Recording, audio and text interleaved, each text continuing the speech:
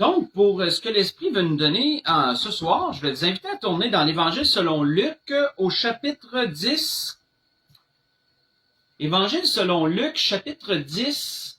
On va lire à partir du verset 25 jusqu'au verset 33. On va lire dans la parabole du bon samaritain, mais vous allez voir que l'Esprit veut tirer vraiment un sujet particulier qui est mentionné ici, et ça va être un peu comme une étude, mais en même temps un questionnement intéressant. On va dire ça comme ça.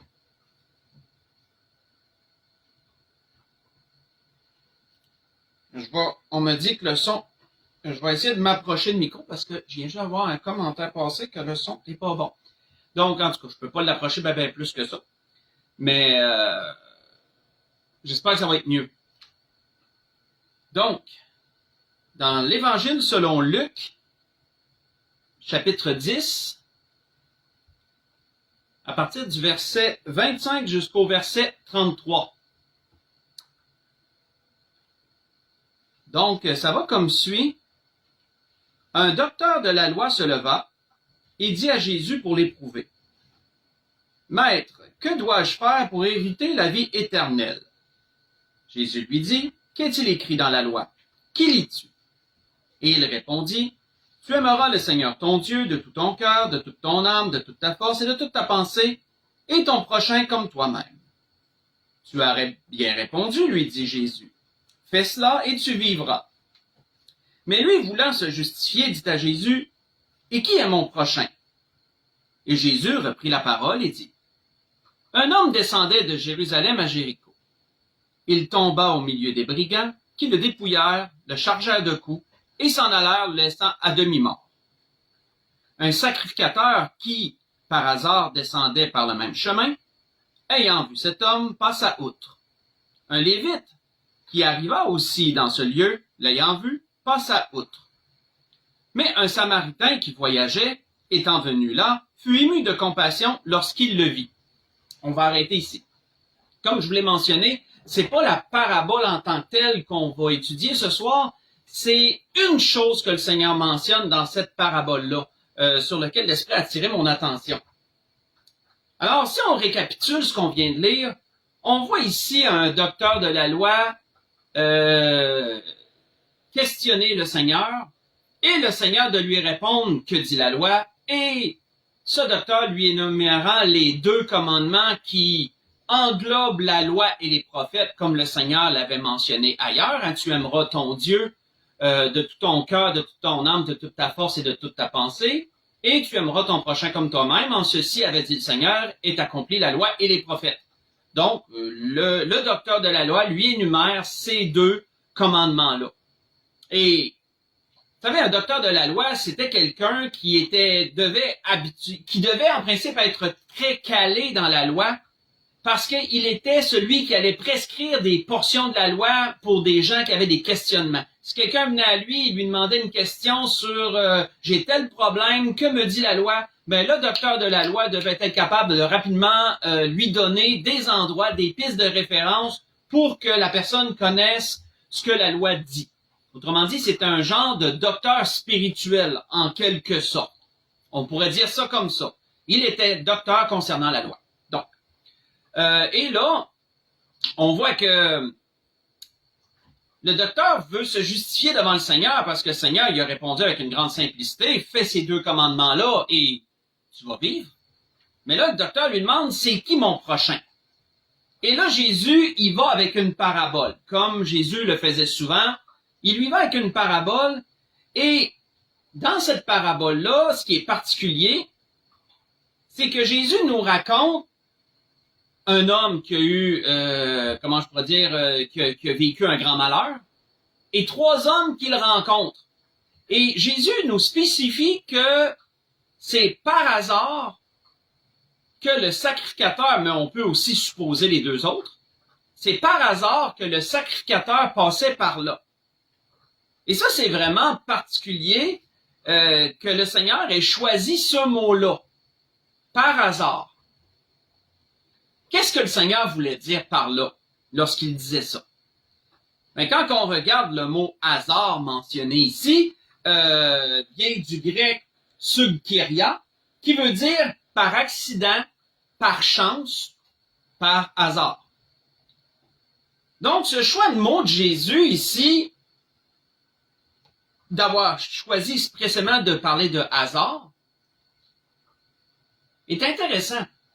Jésus, en d'autres mots, voulait dire aux docteurs de la loi et à tous ceux qui écoutaient que le passage par ce chemin du sacrificateur était par accident. Ce passage par le sacrificateur était une chance.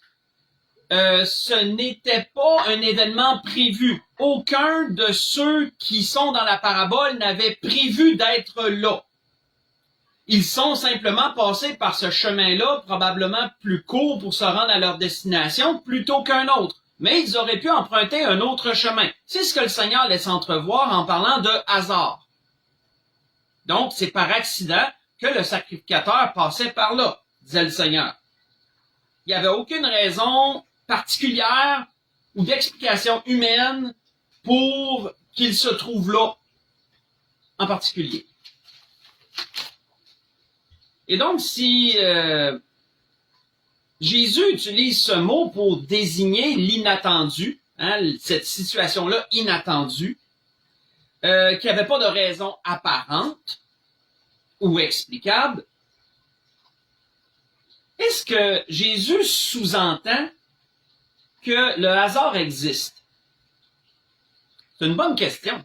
Si Jésus utilise ce mot pour désigner un peu cette parabole, un peu pour amener cette parabole, est-ce que Jésus sous-entend que le hasard existe? L'Esprit veut nous faire parcourir ce sujet et j'ai trouvé ça vraiment intéressant. Et j'espère que vous allez trouver aussi. Quand on regarde ce mot, c'est le seul mot, c'est la seule fois qu'il est employé dans le Nouveau Testament. À aucun autre endroit dans tout le Nouveau Testament, vous allez retrouver la mention de ce mot, du mot hasard. Vous ne le trouverez pas ailleurs. Pas dans le Nouveau Testament, du moins. Si on veut le retrouver, on doit aller dans l'Ancien Testament et il est mentionné à peu d'endroits. Mais on va explorer 2 autres endroits où est-ce que c'est mentionné. On va élargir un peu notre spectre de connaissances et l'Esprit veut nous faire cheminer dans ce sujet. Et donc, on va aller dans l'Ancien Testament ensemble, on va aller dans Ruth, dans l'histoire de Ruth. Ruth, chapitre 2. Si vous voulez tourner avec moi, on va aller dans Ruth, chapitre 2. Retrouvez une autre mention de ce même mot.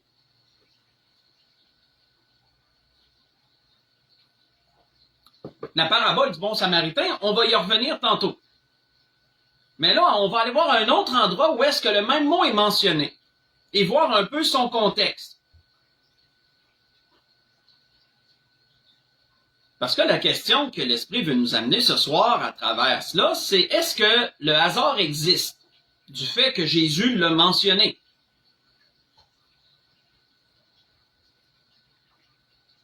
Dans Ruth, chapitre 2, Ruth qui est tout de suite après les juges, pour vous référer, entre les juges et le livre de le premier livre de Samuel, entre les deux. Petite histoire de 4 chapitres.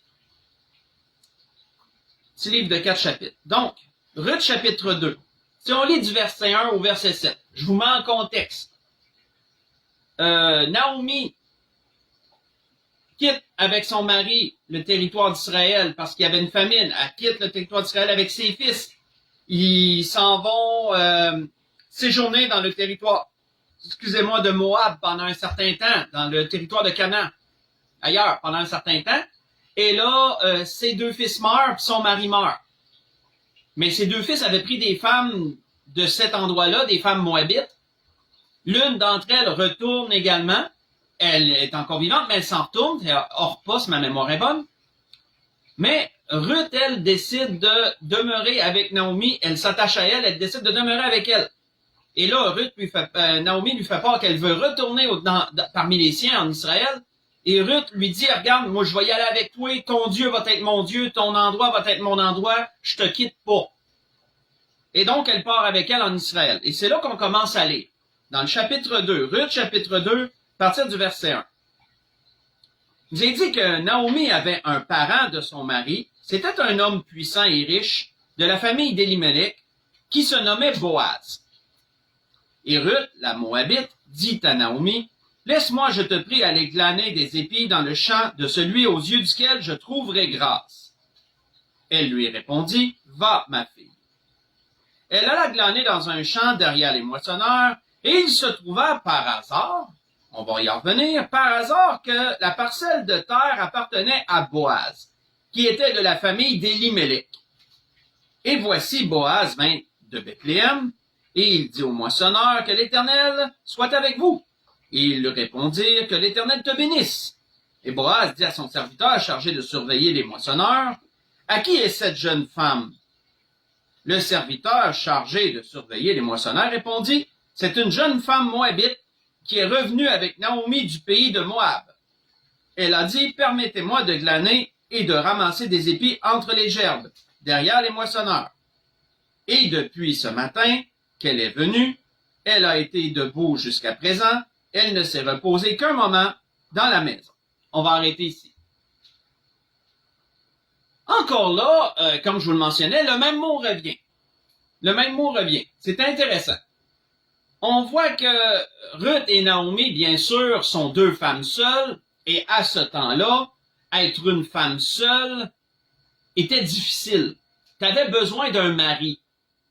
Une femme seule, c'était vraiment difficile. Il n'y avait pas vraiment, comme aujourd'hui, de toutes sortes de moyens de pouvoir aider une personne seule. Il n'y avait pas ça. À part comment je pourrais dire, les dons des gens qui les entouraient, la bienveillance de gens qui les entouraient, sinon il n'y avait rien. Donc ces deux femmes-là se retrouvent seules, et là, Ruth va travailler. Bien sûr, elle savait qu'il fallait qu'elle aille travailler pour subvenir à ses besoins et aux besoins de sa belle-mère. Et là, Ruth a dit, regarde, je vais aller dans un champ. Je vais aller dans un champ, je vais aller, c'est le temps de la récolte des épis, donc je vais aller glaner, je vais aller ramasser les restes, je vais aller trier les restes en arrière des moissonneurs, et comme ça, je pourrais nous rapporter un peu de grain, quelque chose pour subsister. Et elle va dans un champ, n'importe lequel, je veux dire, certainement le plus proche d'où c'est qu'elle était. On peut s'imaginer.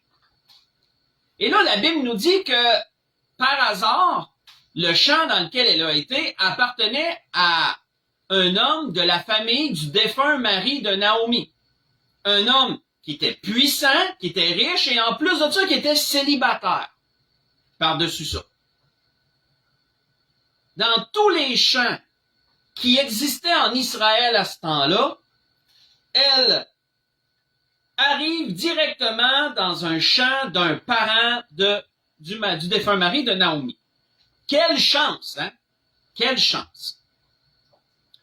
Quand on regarde le mot hasard ici, ça vient du mot hébreu mikre.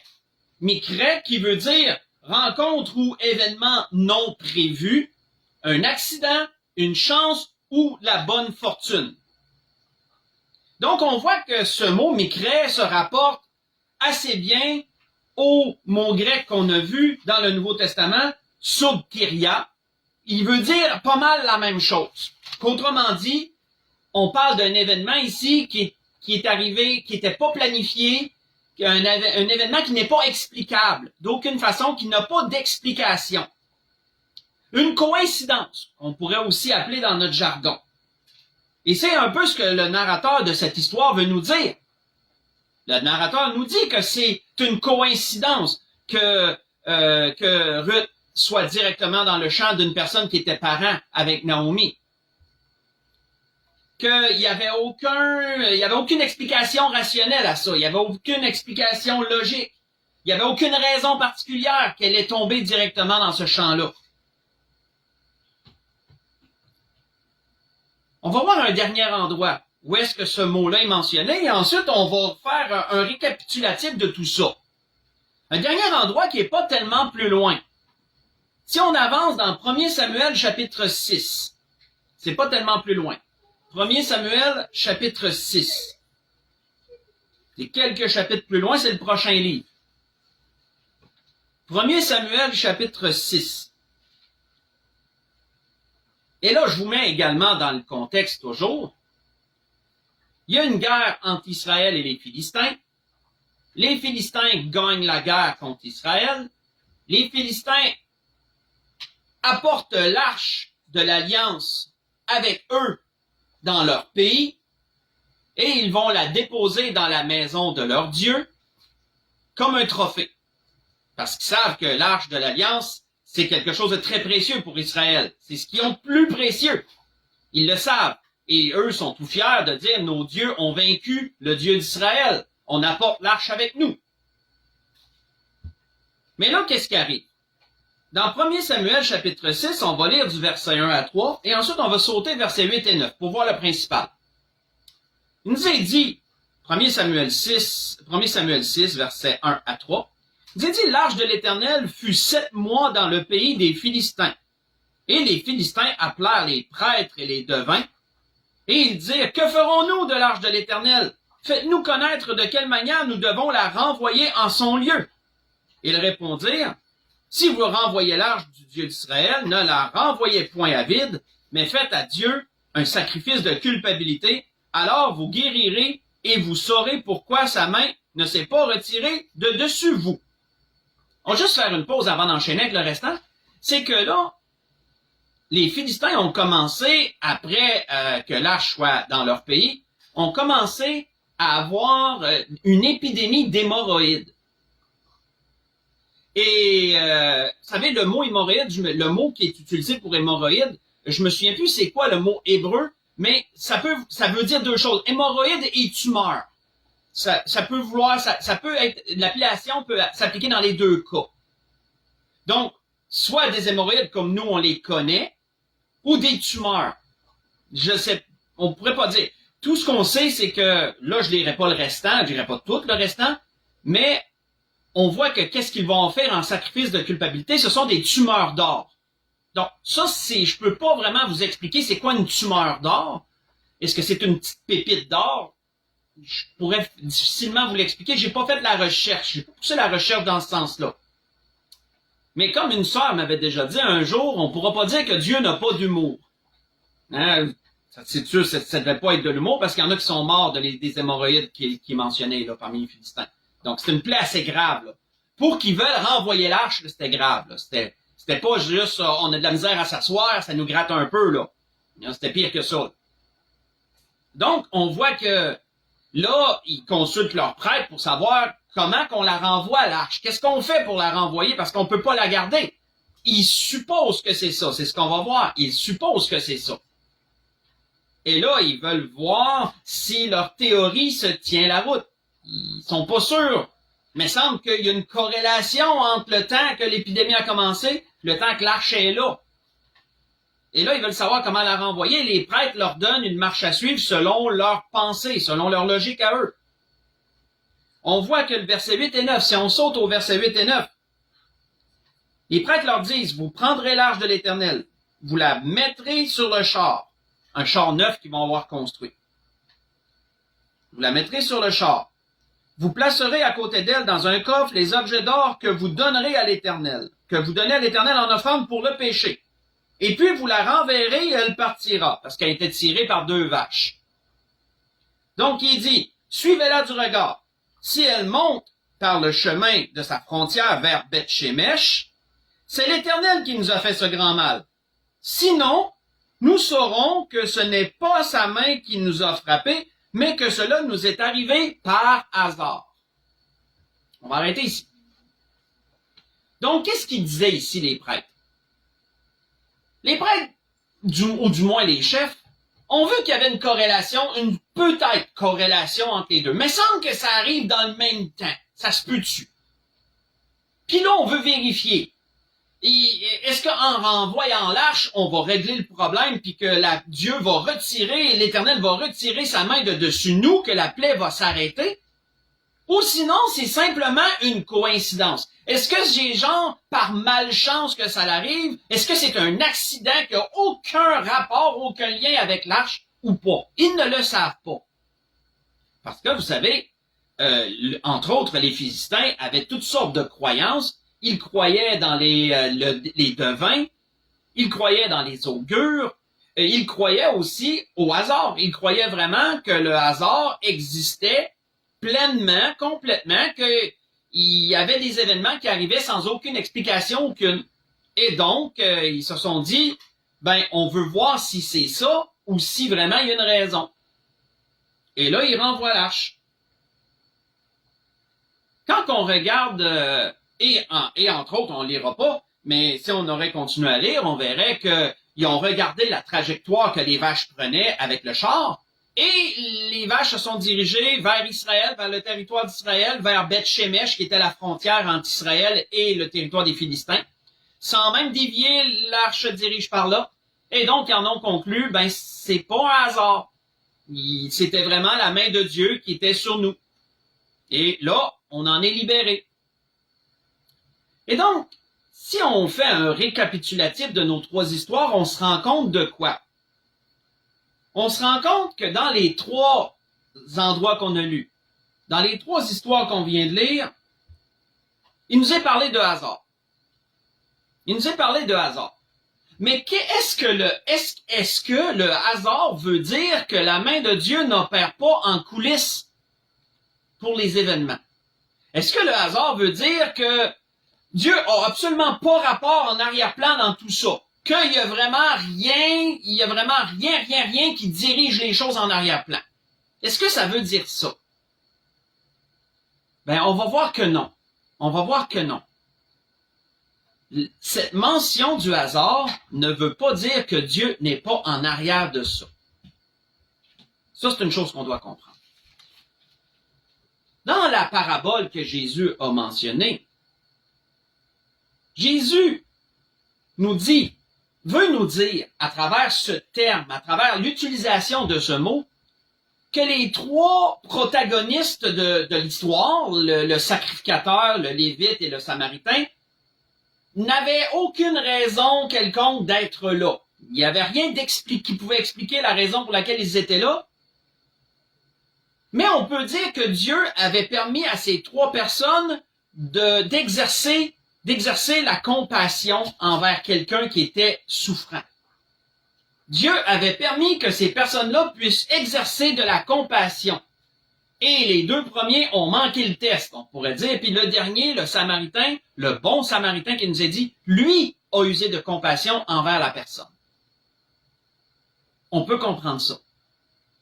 Quand on regarde l'histoire de Ruth, on voit que même si les événements semblaient être une coïncidence, il est clair que la main de Dieu dirigeait les choses par sa providence. Il est clair que Dieu était derrière cet événement-là.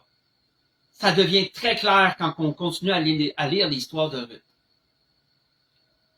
Et quand on regarde la troisième histoire qu'on a vue, celle des Philistins qui se sont retrouvés avec une épidémie d'hémorroïdes, on voit également qu'ils ont mis à l'épreuve leur théorie et que même si il semblait pas y avoir d'explication rationnelle sur le pourquoi qu'ils ont été malades de la sorte, mais Dieu était l'auteur de leur malheur. Dieu était l'auteur de leur malheur. Et donc, en renvoyant l'arche, ils ont vu que ce n'était pas un hasard.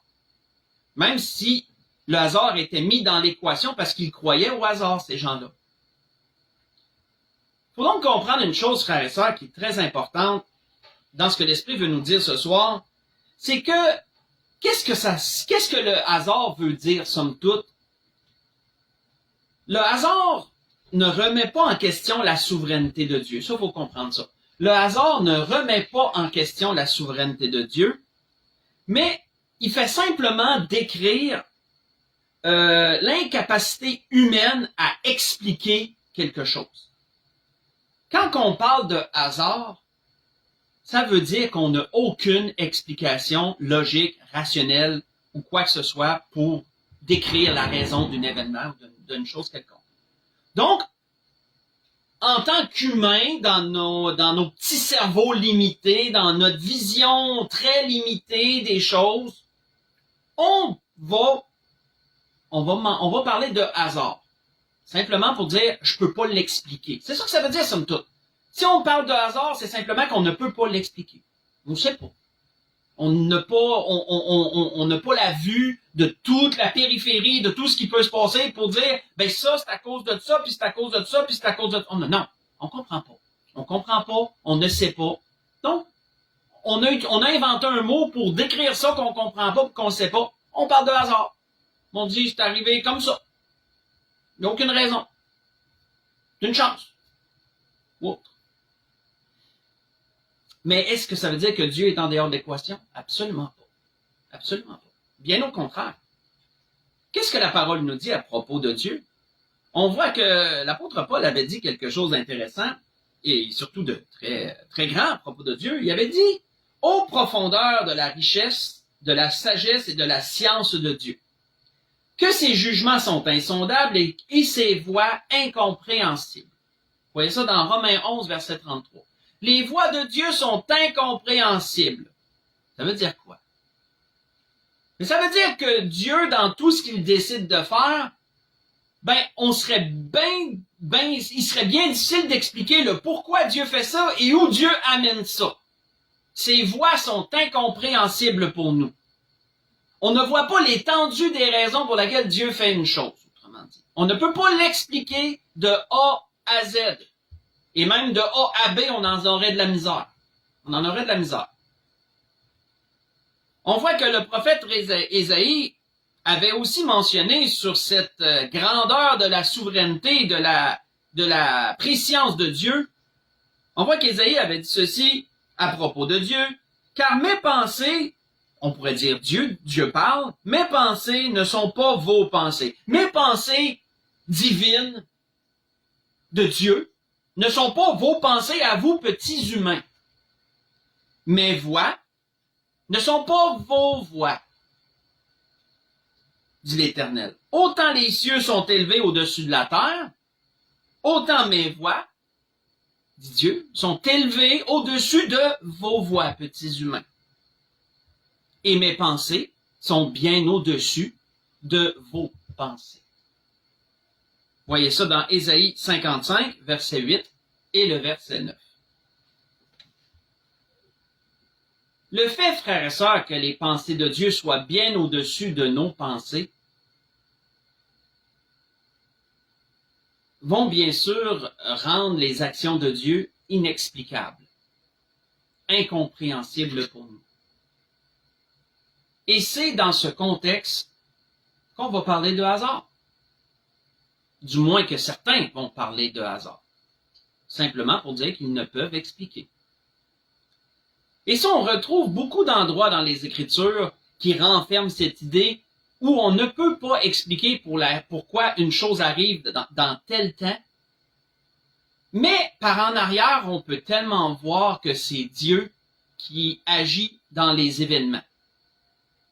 Mais quand on les regarde aller, tout semble arriver pour aucune raison quelconque. L'histoire d'Esther est un exemple parfait pour décrire ce que l'Esprit nous dit ce soir. Le nom de Dieu n'y est pas mentionné une seule fois, mais pourtant, du début à la fin, tout ce qui semble être un hasard, parce que c'est pas explicable, est en fait la main de Dieu qui dirige les choses. Et on peut le voir aussi ailleurs. Et l'Esprit voulait nous parler de cela ce soir. Avec cette question en arrière-plan, est-ce que le hasard existe?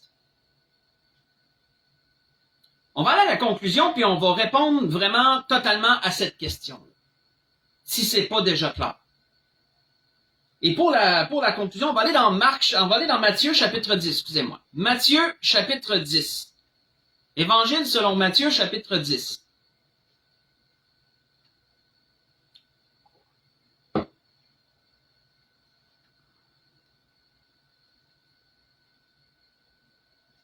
Évangile selon Matthieu, chapitre 10. Ici, c'est le Seigneur qui va dire quelque chose et ça va vraiment donner, comment je pourrais dire, ça va vraiment mettre le sceau à cette question. Est-ce que le hasard existe?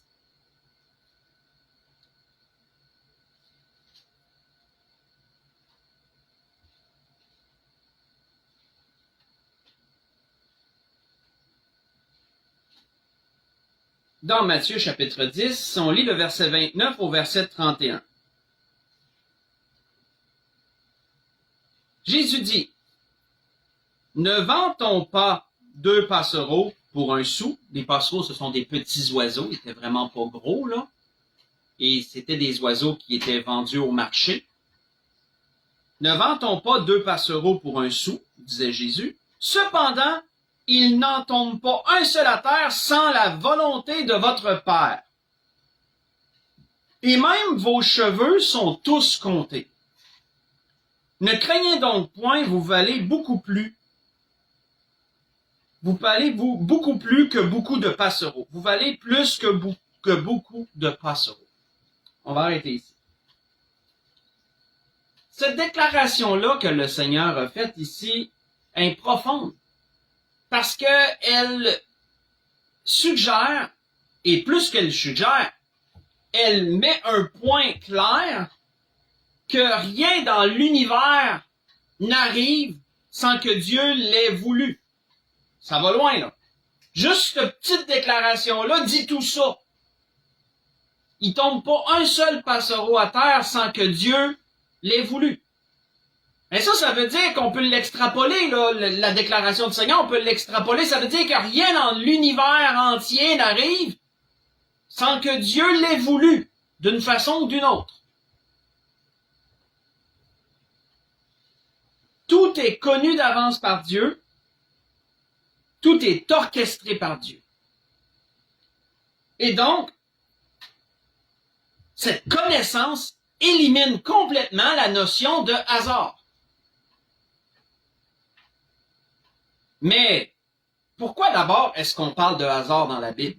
Pourquoi est-ce que ce mot est seulement mentionné s'il n'existe pas? S'il n'existe pas. Ben, il est mentionné pour les ignorants. Pour ceux qui ne connaissent pas Dieu, le hasard existe. Pour ceux-là, le hasard existe. Pourquoi? Parce que souvenons-nous que le hasard n'est qu'un mot pour exprimer ce qui n'est pas explicable. C'est simplement ça. Quand quelqu'un va vous dire « Ah, mais c'est par hasard que c'est arrivé, ça. » Mais c'est parce que lui ignore Dieu. Il ne considère pas que Dieu a dirigé les choses en arrière-plan. Et il n'est pas capable d'expliquer pourquoi ça l'arrive comme ça. Donc, il va dire, hey, quelle chance, quelle coïncidence, quel hasard. Le hasard existe pour les ignorants. Mais pour ceux qui connaissent Dieu, et pour ceux qui savent comment Dieu agit, le hasard n'existe pas. Parce que nous savons que Dieu est celui qui orchestre toutes choses. Si une chose arrive, c'est parce que Dieu a voulu qu'elle arrive. Et même si elle n'a pas humainement d'explication pourquoi qu'elle arrive à ce temps-là, à ce moment-là, mais on sait, même si on ne peut pas l'expliquer, on sait que c'est parce que Dieu avait de loin préparé les choses pour que ça l'arrive à ce moment-là, à ce temps-là. Pourquoi avons-nous rencontré telle personne à tel endroit, dans un temps très particulier? On ne peut pas l'expliquer. Mais Dieu, lui, dans sa souveraine sagesse, avait déjà prévu et préparé les choses pour que ça l'arrive. Mais quelqu'un qui ne prend pas en conscience Dieu va dire, ben c'est un hasard. Donc, le hasard existe pour les ignorants, mais pour Dieu, il n'y a pas de hasard. Et voilà ce que l'Esprit voulait nous dire ce soir. Donc, notez que dans les endroits dans la Bible où il nous est parlé de hasard, c'était simplement pour dire que c'était pas explicable. Il n'y avait pas d'explication humaine pour ça. Mais ça ne veut pas dire que Dieu n'était pas là en arrière-plan pour diriger toutes choses. Et c'est un peu, c'est ça. C'était ce que l'Esprit voulait nous dire ce soir. Un beau petit sujet de recherche à bien creuser et à bien comprendre. Et donc, sur cela, je voudrais vous souhaiter à tous et à toutes un bon instant de soirée. J'espère que avoir monté le micro, j'espère que le son a été mieux. Vous pourrez me le dire dans les commentaires, vous pourrez le dire, voir si le son a été meilleur. Mais c'est sûr, ça n'arrivera pas souvent. C'était un dépanneur, on va dire ça comme ça. Donc, je vous souhaite à tous et à toutes un bon restant de soirée. Je vous aime, que le Seigneur vous protège et portez-vous bien. Puis pour l'Église de l'Espérance, on va se dire à dimanche. Bon restant de soirée tout le monde.